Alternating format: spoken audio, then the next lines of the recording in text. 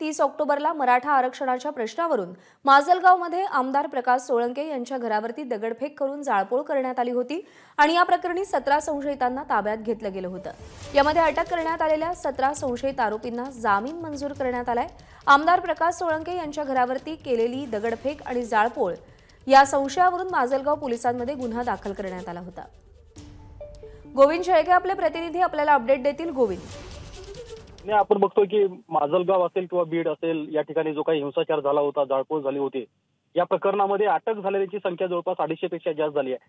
मात्र यातील काही लोक ज्यांचा प्रत्यक्ष सहभाग जाणवत नाही अशा लोकांना मात्र कोर्टाकडून जामीन मिळायला सुरुवात झाली आहे। आणि आता माजलगावमध्ये ज्या संशयित आरोपींना अटक केलं होतं त्यामध्ये 17 जणांना माजलगावच्या जिल्हा अतिरिक्त न्यायालयाने त्यांना जामीन मंजूर केलाय। जवळपास 1.25 ते 1.5 महिना ही सगळी मंडळी कारागृहामध्ये होती आणि 17 जरी जामीन मिळाला असला तरी यातले काही प्रमुख आरोपी आहेत जे पोलिसांना हवे आहेत आणि जे निष्पाप म्हटले जात आहेत किंवा निर्दोष आहेत त्यांना मात्र जामीन मिळताना पाहायला मिळत आहे।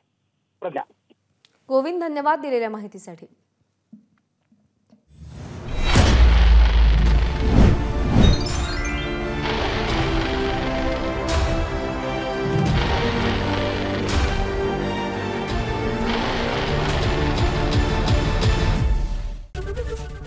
एबीपी माझा, उघडा डोळे बघा नीट।